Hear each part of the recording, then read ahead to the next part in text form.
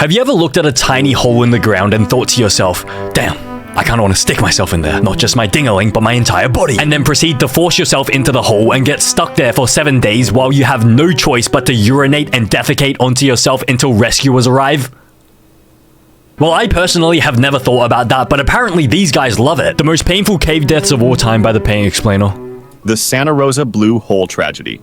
On March 26, 2016, 2 skilled cave divers went on a dangerous mission to map an unexplored part of a cave system in Santa Rosa, New Mexico. Unfortunately, something terrible happened. Deeper caves beneath its floor were sealed in 1976 after 2 divers died. In 2016, after reopening the entrance, a 10-person team, including experienced cave divers Mike Young and Navy veteran Shane Thompson, spent 3 days exploring the reopened tunnels and chambers. Great. What a brilliant idea. That sounds like a brilliant idea. So in 1978, they intentionally closed this off to prevent anyone else from dying because 2 people died down here like ages ago. And as soon as they reopen it, the first thing they do is get a group of 10 friends and they go down there to explore it. Bro, of course they're gonna die. I swear there's a reason why they closed it in the first place. Like perhaps, just a thought. Maybe it wasn't safe to be open to begin with. Even before like 1976, it shouldn't have been open to begin with. On the 3rd and last day, Mike and Shane planned to explore a very tight spot at 140 feet, then move down to another narrow opening at 165 feet. Okay, here's a great idea. Why don't you just not explore the narrow sections? Why don't you just stick to the large open sections where there's like 0 risk of getting stuck? Shane was told to wait at the open area and not go past the second opening himself. Beyond the 165-foot point, there were 5 more tight spots before the cave's last known area. Mike followed a guideline that had been set earlier, moving through boulders. Who set the guideline then? How did the guideline get there to begin with? If it hasn't been explored ever, then how did the guideline get there to begin with? So this guy's a fraud. He's faking it. This is staged. This is completely staged. They got some random drone to map it out before him, and then now he's just gonna do it as a human to say, oh my god, I mapped it out myself, bro. You had help from a drone to do that. Mike followed a guideline that had been set earlier, moving through boulders and squeezing through narrow passages while carrying tanks on his side and a rebreather unit. Shane had been following Mike up to the 165-foot opening. There, Mike told him to wait, but as soon as Mike was out of sight, Shane decided to follow him, even though that was against their plan. Mike did not know that Shane was right behind him. Shane followed the guideline along a rocky path over large boulders and sharp bends until he reached a narrow 3-foot opening. At that point, the water was full of silt, and he ran into another tight passage. He turned his body and tried to pull himself along the wall, but his back-mounted rebreather got caught on a rock sticking out from the tunnel ceiling. With one arm forward and the other touching the cave wall and the guideline, he twisted, trying to free himself. Soon he found that he was stuck between the rocks. Moving backwards could have damaged his rebreather, which would have been very dangerous. As he panicked, his breathing became fast and shallow. Suddenly, Mike's arm hit Shane's head, and they ended up face to face at about 195 feet deep. Mike was surprised to find Shane there, and Shane said he was stuck and needed help. So maybe that's why Mike asked Shane to stay. Who's Mike and who's Shane? Maybe that's why Shane asked Mike to stay there, because he knew that this guy was inexperienced and it would get stuck. If this guy had just stuck to the plan, then none of this would have happened. Mike tried for several minutes to free him, but they began to panic because the tunnel was too tight for both of them to move. And then they're just stuck here face to face. What are they going to do next? Are they going to kiss at this point? They may as well just start kissing at this point. What else is there to do? They're going to die here anyways. Finally, Mike pushed Shane in just the right way to free his rebreather and pulled him through the tight spot. Shane then went back through the restriction he had just escaped, scraping himself on the rocks but avoiding getting stuck like the first time. Mike followed, but soon noticed that Shane had accidentally moved the guideline, leaving Mike unable to see where to go in the boulder-filled passage. Meanwhile, Shane continued along the winding path and faced yet another narrow passage. Still in panic, he moved too quickly and got the guideline tangled around his legs. He managed to free himself but lost the guideline in the process. His heart began to race and his breathing sped up. This was dangerous because rebreathers needed controlled breathing to work properly. With no clear exit and only tight holes around him, he could not reach the guideline he had seen just outside where he was trapped. He started to hyperventilate and could not calm down. At that moment, Mike reappeared. Seeing that Shane was very scared, Mike moved around the rocks to find an opening. He grabbed Shane by the shoulders and turned him around. Shane, seeing a way out, lunged forward and swam under Mike, but he became trapped again, this time underneath Mike's body. Great, so now they're literally 69ing. Before they were face to face, about to kiss. Now they're basically 69ing, they're almost 69ing. So now what's gonna happen? Is Shane gonna, suck Mike's dingling? But I feel like now it's extremely clear clear that, like, bro, if this guy had just stuck to the plan, none of this would happen. I think there's a very, very, very clear reason why this guy asked this guy to just, like, not interfere. Like, do not come past this point. This guy is just doing, every possible move. He's just selecting the wrong move. Like, he's failing every single quick time event.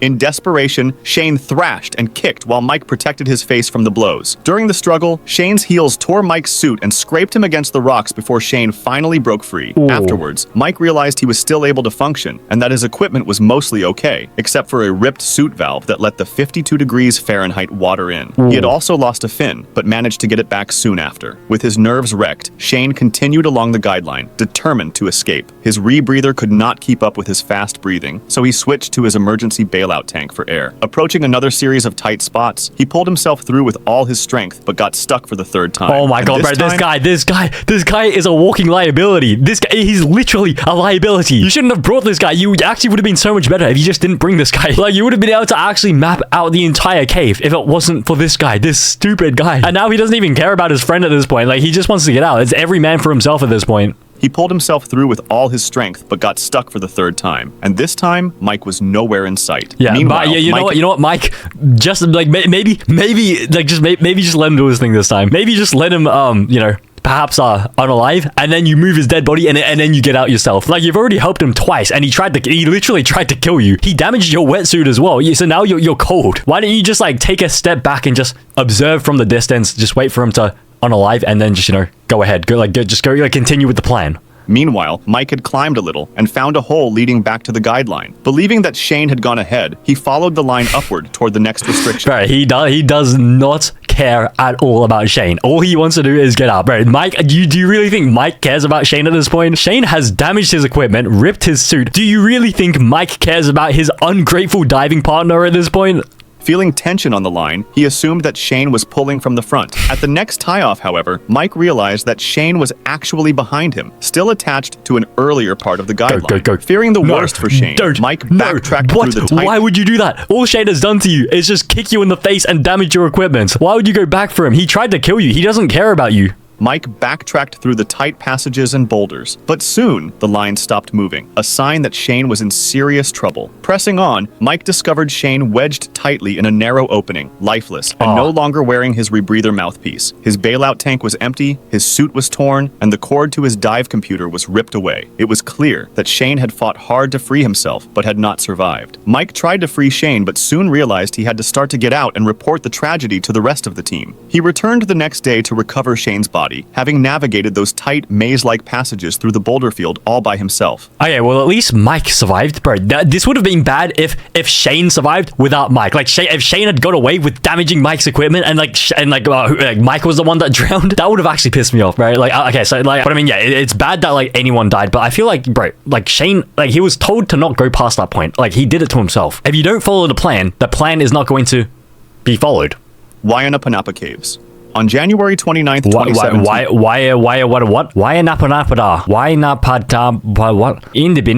On January 29th, 2017, 32-year-old Gregory Wilhelm was vacationing in Maui, Hawaii with 3 friends, when a fun day at Wayanapanapa State Park turned into a nightmare. While visiting the park, the group discovered the entrance to the Wayanapanapa Caves. The 4 of them, 2 men and 2 women, decided to take a swim in the well-lit pool near the cave entrance. Near the what cave? The what? Can you please remind me what the cave is called again? The Wayanapanapa Caves. Take a swim in the well-lit pool near the cave entrance, just as many tourists had done before. While the women stayed by the pool, Gregory, eager to explore, convinced his male friends to join him inside the cave. Gregory decided to improvise and used his phone as a flashlight. He put it inside a Ziploc bag to avoid it getting wet. If they had been planning to do cave exploration to begin with, they probably would have brought a proper flashlight. The women decided to wait at the swimming pool at the cave entrance. Gregory and 1 friend ventured into the darkness. After only a few feet, they reached an area where the water rose to their waists and encountered a boulder blocking the way. Beneath the boulder was a deep pool, a popular spot for divers, but without proper equipment, they agreed to do just a quick dive of about a minute before resurfacing. Since Gregory was the only one with a working light, his friend followed him underwater. Soon, they discovered that the depth was much greater than expected. Curiosity drove Gregory to explore further into a narrow passage, but as the water level began to rise, his friend grew scared and swam back to the surface in total darkness without telling Gregory. Gregory, leaving him behind. Eventually, though, Gregory needed air and tried to turn back, only to find himself surrounded by darkness. Panicked, he searched for an exit and managed to find a small pocket of air, but he soon realized how unpredictable the cave was. The water level shifted dramatically with time, and strong currents and violent waves were common. Forced to make a split-second decision before running out of air, he pressed on further into the cave. What? A split-second decision? Yes, I understand it's a split-second decision, but that doesn't mean you have to make a horrible decision. Isn't it just a 50-50 decision? Like, go forward or go back? And isn't the correct decision every time to just go back? Why would you go even further? Meanwhile, Gregory's friend miraculously resurfaced at the spot where they had originally dived, but there was no sign of Gregory. Worried, the two women decided to enter the cave, and inside, they found Gregory's friend in a state of panic and disorientation. Realizing that Gregory's life was in danger, his male friend re-entered the cave in total darkness. What? He instructed both of the women to scream, so he could use the sound as a guide to help him find his way back. I'm pretty sure realistically in this situation, I don't think you're meant to go back in, because one person dead is much better than like two people dead. If you go back in, like, you're 100% going to die. After making a third dive, he spotted a tiny light in the distance that grew brighter as he approached. It turned out to be the flashlight on Gregory's phone. However, when he picked it up, Gregory was nowhere to be seen. He returned to his friends, and together they rushed out of the cave to call the Hana Fire Department, which immediately contacted rescue crews. Later, reports indicated that Gregory had lost his sense of direction in a very tight passage. Each failed attempt to retrace his steps only made him more panicked. Eventually, he took a wrong turn, and by the time he tried to find his way back, it was too late. He drowned in total darkness. When rescuers finally arrived, they found Gregory's body 75 feet deep in the cave. Damn, but I feel like this was such a preventable death. Like, the only reason why they went in at the start was because they were men, right? Like, they said the women can like just stay at the shallow pool, and then the men, since they were men, they're gonna go into the cave. So this guy thought he was such an alpha sigma male that it ended up getting him killed. The Goss Canyon Tragedy. On September 17, 2000, brothers Michael and Paul Hayden decided to explore an abandoned well cave in Goss Canyon in La Crescenta Montrose, California, a cave they had known well from childhood visits with their 4 other siblings. This particular cave featured dry ledges and holes, as well as a water pool approximately 100 feet deep, situated between water shafts above. A water pool that is 100 feet deep? I don't think that's a pool. I don't know whether you can classify that as a little pool. I'm pretty sure that is just the ocean. Like, that is the sea. Like, that is how deep the ocean is, isn't it? They entered the cave through a small 3-by-4-foot entrance that led to a horizontal passage about 50 feet long. Paul, a master sergeant and elite scuba diver with the Air Force Pararescue Force, took the lead. He was equipped with scuba gear that provided him with 2 hours of air and had a GoPro strapped to his head to serve as a light. Meanwhile, Michael stayed near the pool area to monitor his brother. They used a rope tether system attached to a large boulder in the main cave. Michael would tug the rope to check on Paul's status, and Paul would respond with similar tugs to indicate he was okay. For the first 20 minutes, their communication system worked flawlessly. Then, when Michael pulled the rope twice, expecting a response, he received none. Pulling again, he found the rope was tight and immobile. Initially thinking Paul was stuck, Michael pulled as hard as he could. When nothing changed, he immediately left the cave to seek help from the local fire department, knowing that Paul had only 90 minutes of air remaining. So he realized his stepbrother was stuck, and instead of, giving him back shots like on the hub, he did what any normal person would do and go get some help. So then why on the hub, whenever someone's stepsister gets stuck, instead of getting help, the first thing they do is they just proceed to give her back shots? Fortunately, the local fire department responded immediately, along with the LA Sheriff's Office and the LA Fire Department, and quickly traveled to the cave entrance to begin the rescue. When Paul's GoPro was found, its footage was analyzed, and it revealed the exact moment he removed his regulator to breathe air from an air pocket in an abandoned water shaft. The air in these pockets, whether formed in abandoned water shafts or naturally within the cave, did not circulate and was contaminated by decay gases from the surrounding soil, rock, and organic material, as well as by gases released through water erosion of stones. And so why would you even think of removing your perfectly fine, elite, military grade scuba diving gear just to take a whiff of this fresh air? But it's not even fresh air. It's not even fresh cave air. The air probably has no more oxygen left. Where is the oxygen meant to come from? It's probably pure carbon monoxide. This leads to a dangerous increase in carbon dioxide concentration. Although Paul was a scuba diver, he was not a certified cave diver. He knew the risks of air pockets in caves and usually carried a lighter to test the oxygen levels before removing his regulator. However, on that tragic day, he didn't have his lighter and assumed the air was safe for a short breath. The footage also showed the walls of the shaft and then captured Paul's submersion in water as he made no attempt to replace his regulator. He lost consciousness instantly, becoming incapacitated and inadvertently poisoning himself himself with CO2, dying within a minute or two as he sank to the bottom. Damn, that is insane. It's literally like it's a silent killer. Like, he didn't even see it coming either. But why would you even risk it? Like, this guy knows the theory behind, like, you know, like air pockets potentially having no oxygen. And so that's why in the past he carries the lighter to do like the lighter test to see whether like the oxygen like sort of ignites. And so why would he risk it? Like, why is he so desperate to get a whiff of that cave air? Like, the cave air is probably musty as hell. Like, realistically, the only swamp air that I would personally be willing to take a whiff of would probably be like maybe like the toilet air of my crush or something. Like, say for example, she's just done like a massive explosive diarrhea into her, like, in her toilet at home. I feel like the only time I would be willing to like inhale musty air would be, you know, if I just lift up the toilet seat and just go like, realistically, that's probably like the only time I'd be like willing to like intentionally like take a whiff of like bad air. Like, can you even call that bad air though? Culverson Creek tragedy. At around 3:45 p.m. on November 28, 1985, 7 cavers entered the Fuller's entrance of Culverson Creek Cave, a 20.8-mile-long system in Greenbrier County, West Virginia. The group had originally planned to explore Friar's Hole, but high water levels because of heavy rain forced them to switch to a cave less prone to flooding. None of the cavers had been in Fuller's before. The entrance passage was a canyon between 5 and 8 feet wide, with a 6 to 12-inch deep stream flowing swiftly over small, loose rock slabs. And you still say this cave is less prone to flooding? Bro, I feel like if a cave even has a 1% chance of flooding, I'm not going in there, especially if it's raining. Like, did you say it was raining? Why would you go into any cave while it's raining? Like, even if there's like a lesser chance of flooding, bro, there is still more than a 0% chance of flooding. About 50 feet inside, on a downhill slope, a boulder stood in the center of the passage, with the stream flowing by on the left. At 3:50 p.m., 3 cavers passed the boulder, while 3 more were in the process, with 26-year-old Eric Sokol leading. As Sokol reached the center of the boulder, it suddenly tilted to the left. Despite the cavers' attempts to stop it, the rock moved, pinning Sokol by his head in a standing position. 1 caver immediately left to get help, while 4 others attempted in vain to move the boulder. Then, 1 caver supported Sokol from below, as 3 companions searched the entrance cave for something to use as a lever. They tried with old truck parts, but they proved ineffective. 1 caver was sent to fetch a hydraulic auto jack, and another called the Eastern Region Cave Rescue Network at 4:10 p.m. Sokol lost consciousness within 30 seconds of the rockfall and stopped moving after about 1 minute. At 3:59 p.m., John Evans, a member of the group, noted that Sokol's pulse was still strong despite his unconscious state and a trickle of blood from his left nostril. Around 4:20 p.m., the hydraulic jack arrived on the scene. With its help, along with some crowbars, the team was finally able to shift the boulder. Sokol was carefully moved to a dry spot about 20 feet away, and CPR was initiated immediately. The Rennick Rescue Squad soon arrived, and a paramedic took over CPR at 4:29 p.m. Wait, how are you meant to do CPR in a tight cave? Like, the cave is like so narrow, you can't even stand up. How are you meant to like actually do like the CPR? Like there is no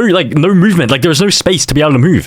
Sokol was evacuated on a stretcher and reached a hospital by ambulance. Despite establishing IVs and administering cardiac drugs, his condition did not improve, and he was pronounced dead at 6:05 p.m. Damn, I feel like that is just a very bad case of like just bad luck, pure bad luck. Because how many people were there? There were 1, 2, 3, 4, 5, 6, 7. Okay, was it LGBTQ month? What's with the hats and everything? Okay, they're very color coordinated, and he just happened to be the one that got like stuck by the rock. So there was a 1 in 7 chance. What is that? Is that like 17% or something? 18%? Okay, 14%. But still, that's pretty annoying, bro. A 14% chance of getting stuck, and you happen to be the one that gets stuck out of all 7 people. Like, it's not like he was the first one either. Like a couple of people went before him, and the cave seemed to like relatively easy to like sort of like traverse. Like, it's not like it was insanely tight. Like they could crawl and everything. But even then, this random accident, like the boulder, just ended up killing this guy. So that's why, bro, cave diving, it just seems way too dangerous. Even if it's like a really easy cave, like a level 1 cave, like you never know what's gonna happen. Like once you're down there on the ground, like anything could happen. Like even like something as random as this could happen. So that's why, yeah, me personally, I don't think will ever go cave diving ever. The good thing is he will never run out of cave deaths content. The bad thing is he will never run out of cave deaths content.